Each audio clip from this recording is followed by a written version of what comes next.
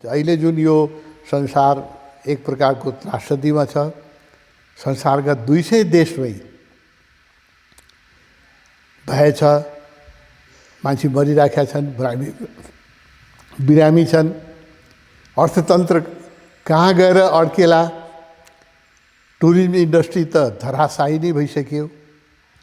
अब यो विषादको क्षणमा जसरी 5000 वर्ष अगाडि अर्जुनको मनमा महाविषाद जन्मिया थियो र कृष्णसँग संवाद भयो र गीताको जन्म भयो, त्यस्तै यो महाविषादको क्षणमा अहिले मनुष्यलाई योग, ध्यान,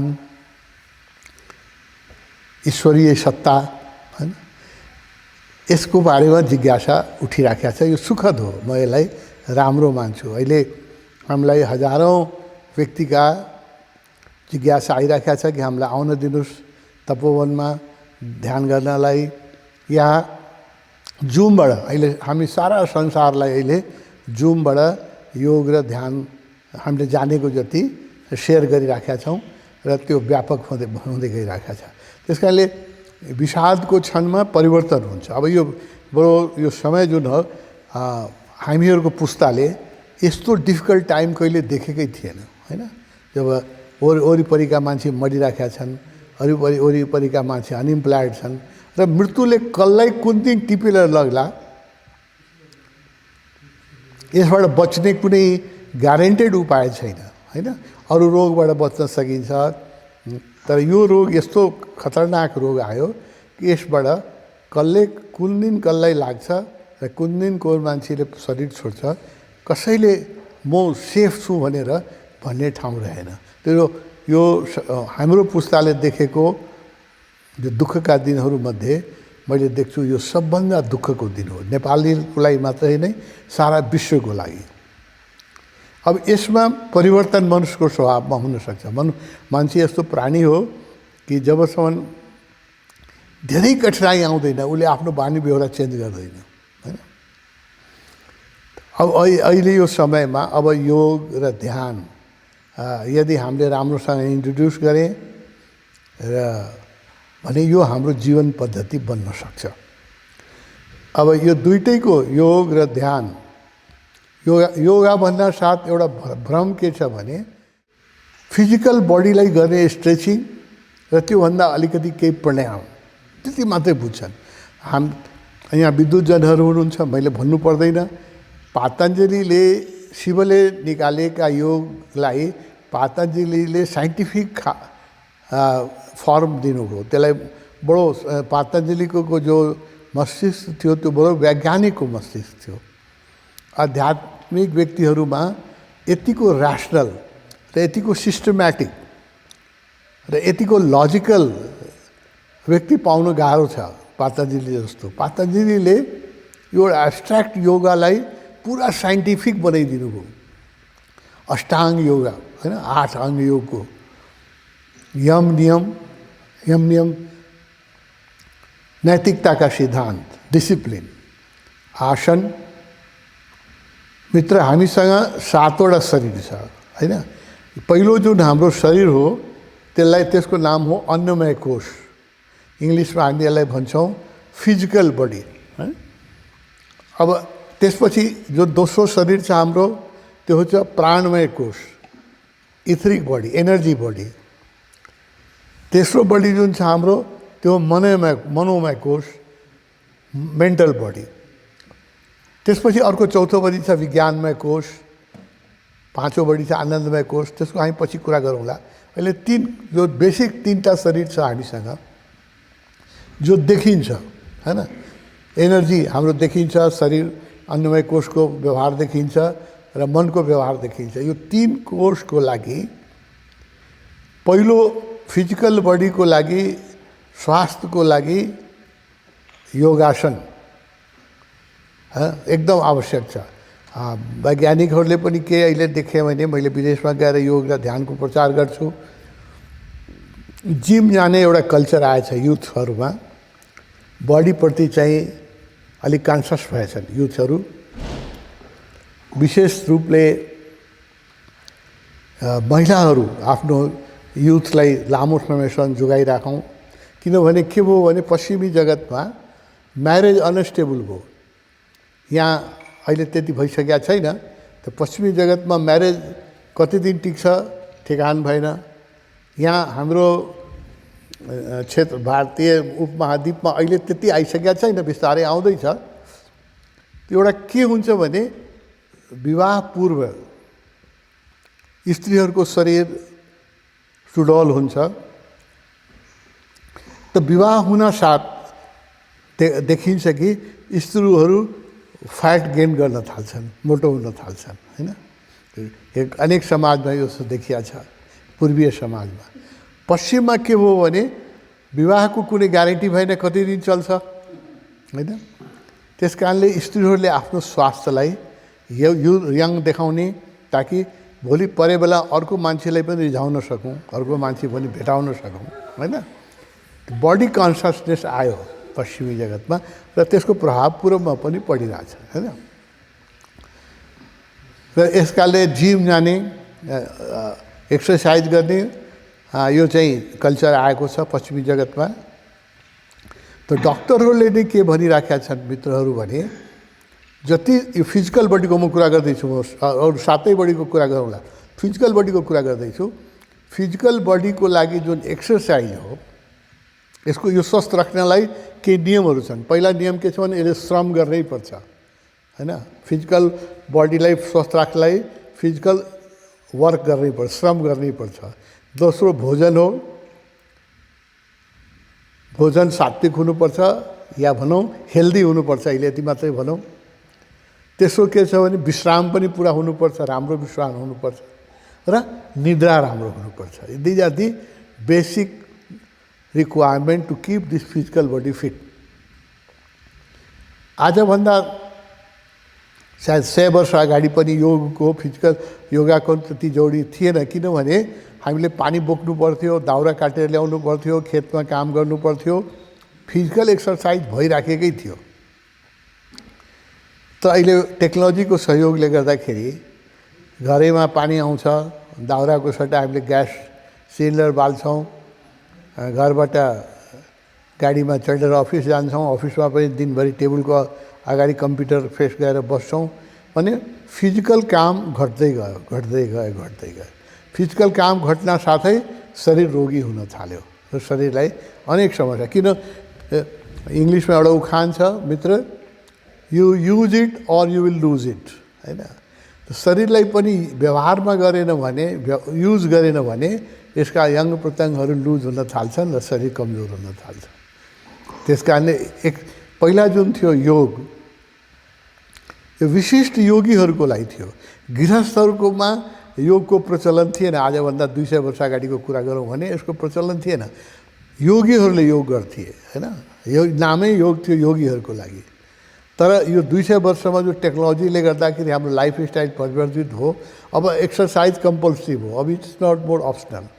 अनि एक्सर्साइजमा जिम जाने, अनेक प्रकारका दौड्ने, विभिन्न फुटबल खेल्ने, अनेक प्रकारका जुन एक्सर्साइजहरू छन्, त्यसमा पश्चिमीय मनोवैज्ञानिकहरूले, शरीरशास्त्रीहरूले के देख्यो भने सबै एक्सर्साइजहरू निरापद छैन, उनीहरूको आफ्टर इफेक्ट हुन्छ। जिम जाने मान्छेहरू, एउटा मित्र म भन्छु, धेरै शारीरिक एक्सर्साइज गर्ने पहलवानहरू कहिले पनि बुढेसकालमा स्वस्थ हुँदैन। जवानीमा उसको मसल धेरै राम्रो होला, होइन, तर बुढेसकालमा उसलाई अनेक रोग लाग्छ। जो पहलवानहरू दीर्घजीवी पनि हुँदैन, धेरै बाँच्दैन, र निरोगी पनि हुँदैन, किनभने ओभर एक्सर्साइज हो, बढी हो, होइन, चाहिने भन्दा बढी हो। त्यस कारणले डक्टरहरूले, मैले पश्चिमका डाक्टरहरूसँग धेरै इन्ट्रेक्सन गर्छु, कुरा गर्छु। मेरा धेरै पश्चिमी डाक्टरहरू मेरा विद्यार्थी पनि हुनुहुन्छ ध्यान र योगको। उहाँहरूको रिसर्चले के देखायो भने 3टा एक्सर्साइज फिजिकल बडीलाई, अन्नमय कोषको कुरा गर्दैछु म, 3टा एक्सर्साइज सबभन्दा निरापद छ, जसको आफ्टर इफेक्ट छैन।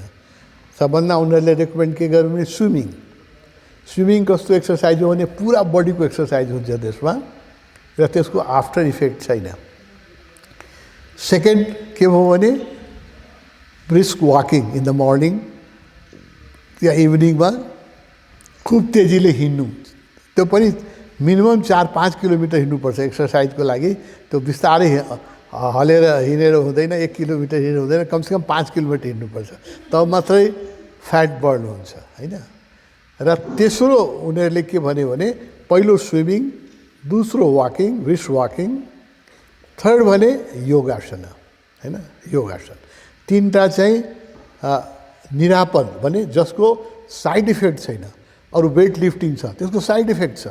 वेट लिफ्टिङ गर्ने मान्छेहरूको एउटा सर्टेन उमेरपछि मसलहरूमा धेरै पेन हुन्छ होइन, जोइन्ट्सहरूमा पेन हुन्छ। अरू सबै एक्सर्साइजका डाक्टरहरूको भनाइ के छ भने अरू यो तिनवटा एक्सर्साइज बाहेक अधिकांश एक्सर्साइज हुन्छ त्यसले मसल त बनाउँछ, एस्थेटिक बडी त दिन्छ एउटा होइन, सुडौल शरीर त दिन्छ, तर स्वस्थ शरीर दिँदैन, स्वस्थ शरीर दिँदैन, निरोगी शरीर दिँदैन। त्यहाँ यो तिनवटा एक्सर्साइज भए योगासन, तपाईँको स्विमिङ र ब्रिस्क वाकिङ। अब यो तिनटैमा पनि हेर्नुहोस् कस्तो हो भने नेपाल जस्तो ठाउँमा बिहान 5 किलोमिटर तपाईँ काठमाडौँमा बस्ने मान्छे कहाँ हिँड्नुहुन्छ भन्नुहोस् त। रोडमा बिहानदेखि यस्तो ट्राफिक छ होइन, अहिले त कोरोनाले गर्दा कम छ, यस्तो ट्राफिक छ कि काठमाडौँको हावामा श्वास लिनु 10वटा चोटको कार्बन मोनोक्साइड निल्नु जतिको बराबर हुन्छ भन्छ होइन। त्यसैले कुनै यस्तो पार्क छैन, यहाँ पार्क बनाउने हामी कहाँ चलनै छैन, पार्क छैन। विदेशमा हरेक 1-2 किलोमिटरमा एउटा पार्क हुन्छ, हरेक टोलमा एउटा पार्क हुन्छ, यहाँ पार्क छैन। मर्निङ वाक गर्ने ठाउँ छैन। स्विमिङ गर्ने एउटा मौसमले पनि, काठमाडौँको मौसमले पनि 3-4 महिना मात्रै स्विमिङ गर्नलाई दिन्छ। विन्टरमा हिटेड वाटर भएन भने स्विमिङ गर्न सकिँदैन र एक्सपेन्सिभ छ, धेरै स्विमिङ पुलहरू पनि छैन, हरेक मान्छेले हरेक दिन एफोर्ड पनि गर्न सक्दैन। त्यस कारणले अल्टरनेटिभ नेपाल जस्तो देशको लागि मैले बेस्ट अल्टरनेटिभ के देखेँ भने योगासन होइन।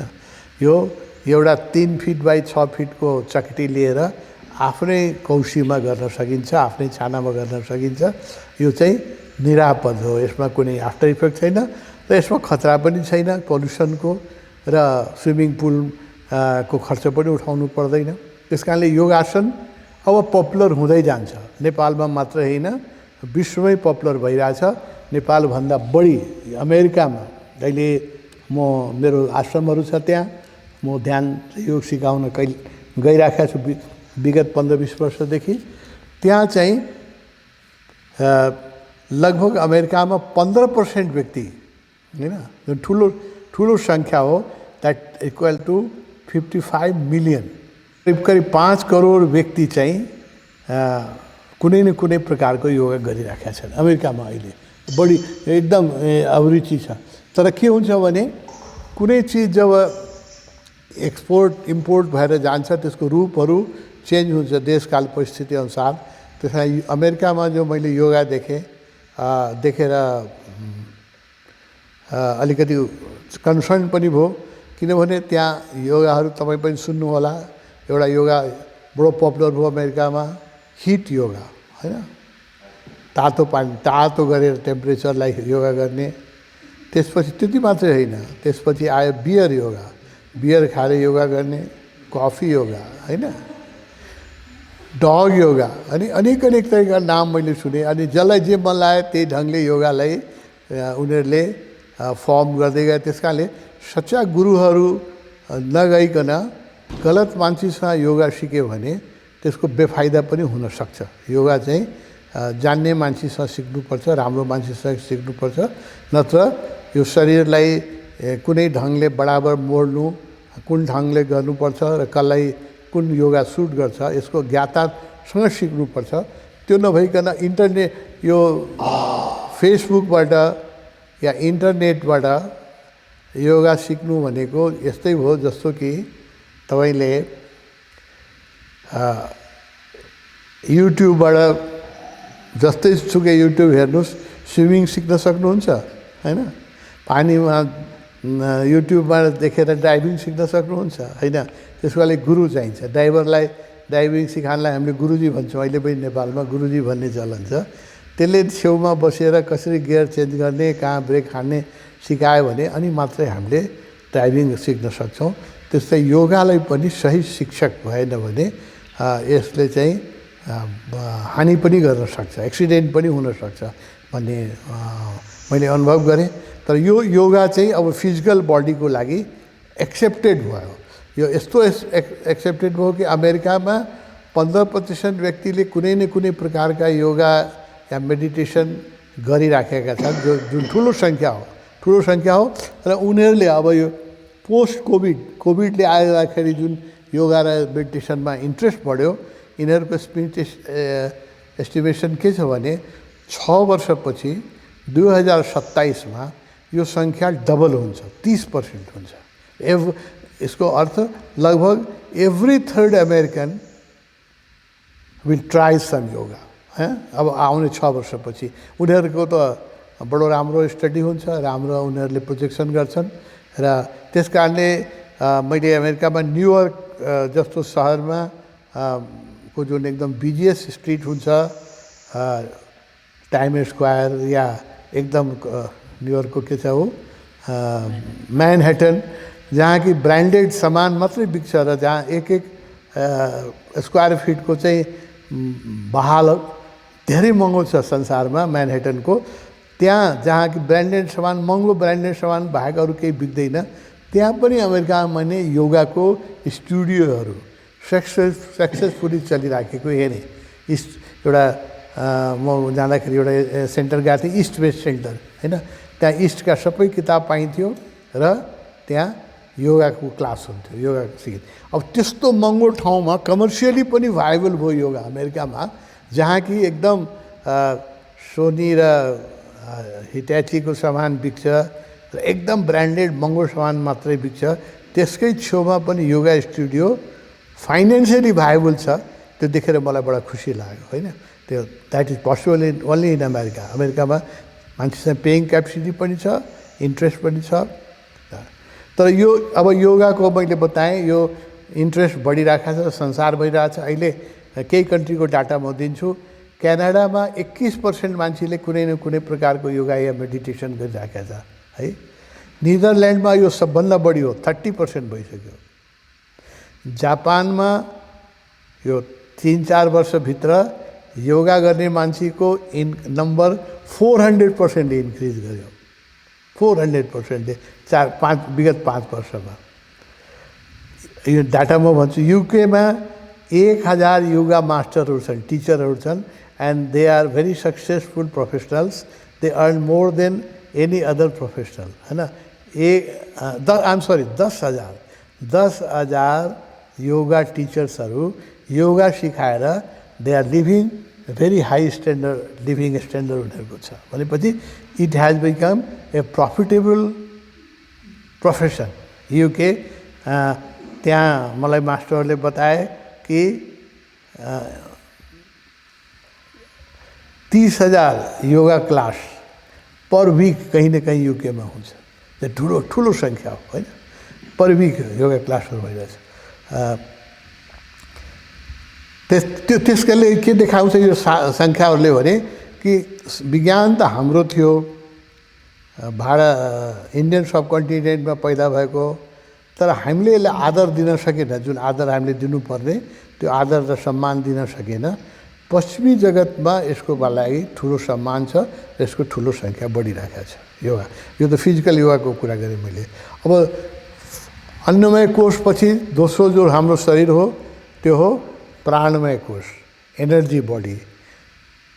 त्यसको लागि योगीहरूले, पातञ्जलीले के सजेस्ट गर्नुभयो? प्राणायाम, सेकेन्ड बडीको लागि। फर्स्ट योगा लागि हठयोग, जो हामी योगा एक्सर्साइज गर्छौँ त्यो हो। सेकेन्ड बडीको लागि प्राणायाम, प्राणिक, किनभने त्यो इथरिक एनर्जी जुन छ प्राणिक बडी छ त्यसको लागि प्राणायाम। अनेक प्राणायामहरू छन्, मैले यहाँ भनिराख्नु पर्दैन, विज्ञहरू हुनुहुन्छ, त्यो रेकमेन्डेड छ। त्यसले चाहिँ प्राणिक बडीलाई एकदमै बलियो बनाउँछ, निरोगी बनाउँछ। किनभने अब रोगहरू जुन आउँछ, अब यो हेर्नुहोस् अहिलेको नयाँ त्यो रिसर्च छ कि रोगहरू जुन फिजिकल बडीमा पनि रोग जुन आउँछ त्यसको जडो पहिला मेन्टल बडीमा हुन्छ, मनुष्य शरीरमा हुन्छ। 6 महिना अगाडि हैन। त्यो मन शरीर सिक हुन्छ, त्यसपछि त्यो बिस्तारै ट्रान्सफर भएर सेकेन्ड बडीमा एनर्जी बडीमा आउँछ र त्यहाँबाट त्यो ट्रान्सफर भएर फर्स्ट बडीमा आउँछ फिजिकल। यसलाई मनोवैज्ञानिकहरूले पनि मानिसके। हामी त योगीहरूले त यो सनातन कालदेखि भन्दै आइराखेका हौँ कि मन चङ्गा त सब चङ्गा, मन यदि स्वस्थ छ भने शरीरमा रोगै हुँदैन भनेर हामी योगीहरूले त हजारौँ वर्षदेखि भन्दै आएको हो। तर अहिले पश्चिमका डक्टरहरूले पनि मनोवैज्ञानिकहरूले पनि के भन्न थाल्यो भने सबभन्दा ठुलो अहिले समस्या त मानसिक रोग हो। पश्चिमी जगतमा लगभग 20% व्यक्ति, every 5th person is need psychological support.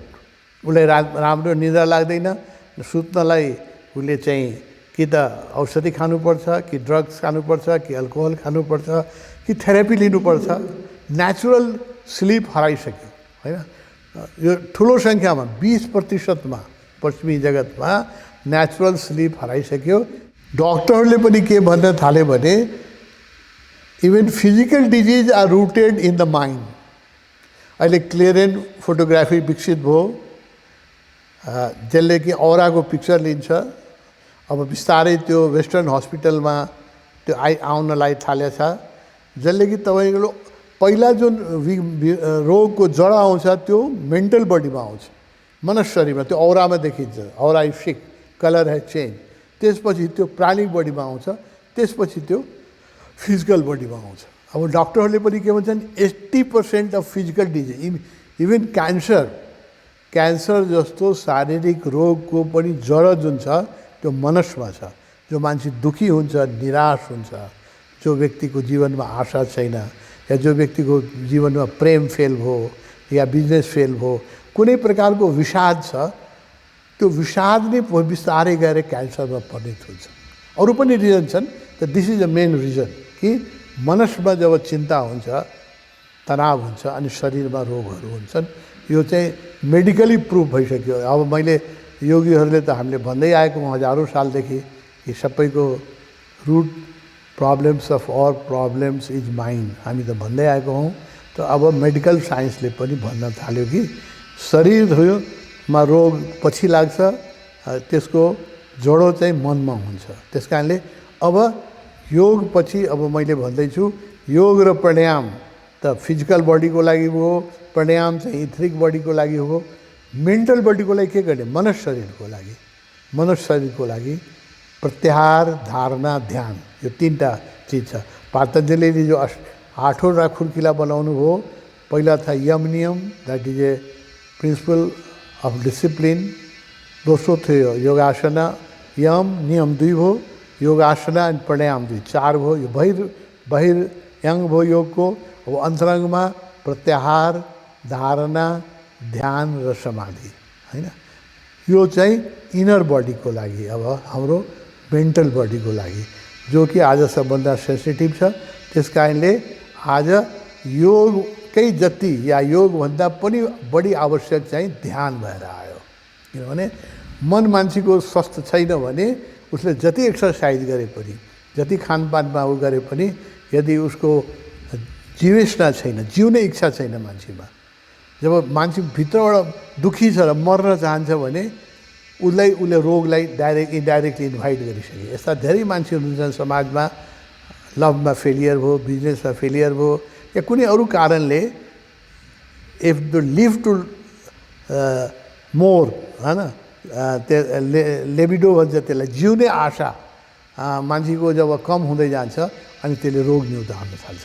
जो मान्छे उत्साह छ, जसले चाहिँ जीवनमा आनन्द छ, प्रेम छ, त्यसको जीवन शक्ति चाहिँ बलियो हुन्छ। यो चाहिँ मेडिकली प्रुफ हो। त्यस कारणले अब योगभन्दा पनि महत्त्वपूर्ण पातञ्जलिको जुन अन्तरङ्ग योग हो, बहिरङ्ग योगभन्दा पनि अन्तरङ्ग योग, प्रत्याहार, धारणा, ध्यान र समाधि। प्रत्याहार, धारणा ध्यानकै रूप हो। यसको डिटेलमा म जान्न, तर ध्यानकै ये चाहिँ ब्रान्चहरू हुन्। यसकै थ्रुबाट हामी प्रत्याहार र धारणाबाट हामी ध्यानमा पुग्छौँ। आज अब पातञ्जलिको जुन 8फोल्ड छ,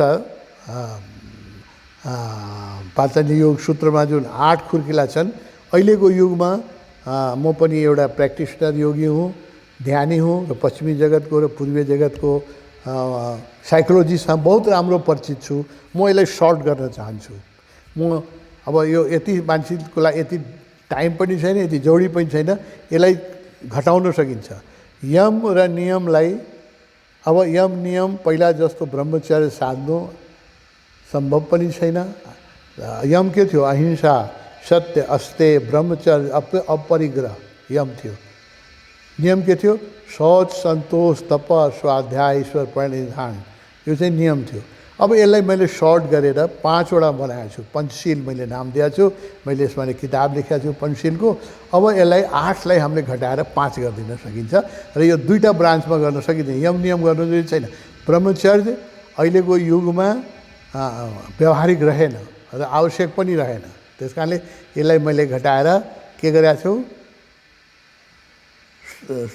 शुद्धि, साधना, सत्संग, संस्कार र समाधि, यो 5मा यसलाई मैले सर्ट गरेको छु। अहिले आउने युगमा योगालाई हामीले सिम्प्लिफाई गर्नुपर्छ। कम्प्लिकेटेड गरेर युगमा अब केही पनि चल्दैन, होइन? त्यस्तै पञ्चशील भइदियो। यम नियमलाई लिएर पञ्चशील बनाइदिए, 5वटा आवश्यक चिज। त्यसपछि योगासन छँदैछ, प्राणायाम छँदैछ। अब प्रत्याहार धारणा ध्यानलाई हामीले एउटा बनाइदिए। ध्यानकै ब्रान्च हो प्रत्याहार धारणा, ध्यानकै ब्रान्च हो। सही ढङ्गले ध्यान गऱ्यो भने त्यो प्रत्याहार धारणा आफै भइहाल्छ र अन्तिम लक्ष्य समाधि। यसलाई मैले ठुलो अहिलेको युगमा मान्छेसँग धेरै टाइम पनि छैन र अनावश्यक डिटेलमा जानु पनि पर्दैन। त्यो पञ्चशील गर्ने, अनि योगा गर्ने, प्राणायाम गर्ने, ध्यान गर्ने, अनि समाधिमा पुग्ने। त्यस कारणले अहिले योग दिवसकै जस्तै ध्यान दिवसको आवश्यकता छ। Meditation is more important in yoga in this 21st century, especially after this corona crisis. The meditation has become is more essential, and for त्यसैको लागि मैले विगत जुन दिनदेखि युनाइटेड नेसनले 2015मा योग दिवसको मान्यता दियो, त्यही दिनदेखि मेरो मनमा विचार आयो र म यसको कम्पेन गरिराखेको छु कि ध्यान दिवस पनि एउटा हुनु पर्यो र त्यसको लागि बेस्ट डे चाहिँ बुद्ध जयन्ती हो। किन बुद्ध ध्यानबाटै बुद्धत्व प्राप्त गर्नुभयो। उहाँले कुनै योग प्राणायाम धेरै गर्नु भएन, उहाँले कुनै उपवास पनि छोड्नुभयो। पछि उहाँले कुनै चाहिँ भक्ति योगको कुरा छैन, शुद्ध ध्यानको गुरु हुनुहुन्छ उहाँ। त्यस कारणले बुद्ध जयन्ती कस्तो वैशाख पूर्णिमाको दिन कस्तो पवित्र दिन परेको छ भने बुद्ध पूर्णिमाकै दिन बुद्धको जन्म भयो। बुद्ध पूर्णिमाकै दिन बुद्धत्व प्राप्त गर्नुभयो बोधगयामा, लुम्बिनीमा जन्मिनुभयो, बोधगयामा बुद्धत्व प्राप्त गर्नुभयो र कुशीनगरमा 80 वर्षको उमेरमा उहाँले बुद्ध पूर्णिमाको दिनै शरीर छोड्नुभयो। यो एउटा विलक्षण संयोग छ। So this Vaishakh Purnima day is 300% more charge, होइन? जुन दिन बुद्ध पुरुषहरू जन्मिनुहुन्छ या शरीर छोड्नुहुन्छ त्यो दिन हाम्रो लागि पर्वको दिन हुन्छ। रामनवमी पर्व छ, शिवरात्रि हाम्रो पर्व छ। त बुद्ध पूर्णिमा जुन हो त्यो 3 times मोर पावरफुल पर्व हो। किन त्यही दिन जन्मिनुभयो, त्यही दिन बुद्धत्व प्राप्त गर्नुभयो र त्यही दिन उहाँले शरीर छोड्नुभयो भनेर बुद्ध पूर्णिमालाई नेपालले आफ्नो ध्यान दिवस घोषणा गरोस्। तपाईँले सुन्नुभयो होला रेडियोमा, टिभीमा। आज पनि प्रधानमन्त्रीको अगाडि मैले यो बिन्ती जनाएँ। मैले हरेक ठाउँमा यो कुरा गरिराखेको छु। मलाई थाहा छ सरकार छिटो सुन्दैन कुरा। योग दिवस सुन्नलाई 36 वर्ष लाग्यो, ध्यान दिवस सुन्नलाई कति वर्ष लाग्छ मलाई थाहा छैन। त मेरो ड्युटी मैले गरिराखेको छु कि विश्व ध्यान दिवस, पहिला नेसनल मेडिटेसन डे एउटा हामीले बुद्ध पूर्णिमालाई घोषित गरौँ। त्यसपछि हामीले एउटा चाहिँ क्याम्पेन गरेर मित्र राष्ट्रहरूको सहयोग लिएर बुद्ध पूर्णिमालाई इन्टरनेसनल मेडिटेसन डे घोषणा गराउँ। Because meditation is more relevant and more required necessity in this age. अब यो सबैले यसलाई समर्थन गर्छ दुनियाँ। किन meditation is a science, it has no relationship with any religion. It is pure science of the soul. त्यसलाई मेडिटेसनलाई हामीले वैज्ञानिक ढङ्गले युनाइटेड नेसनले प्रस्ताव गरेर बुद्ध पूर्णिमाको दिन अन्तर्राष्ट्रिय बुद्ध ध्यान दिवसको रूपमा घोषणा गरौँ। यो मेरो एउटा सङ्कल्प मैले तपाईँको अगाडि राखेँ। मेरो एउटा प्रार्थना छ, तपाईँहरू जस्तो विज्ञ व्यक्तिहरूको मलाई यो दिशामा सक्रिय सहयोग चाहिन्छ कि national meditation day, international meditation day बुद्ध पूर्णिमालाई घोषित गरौँ।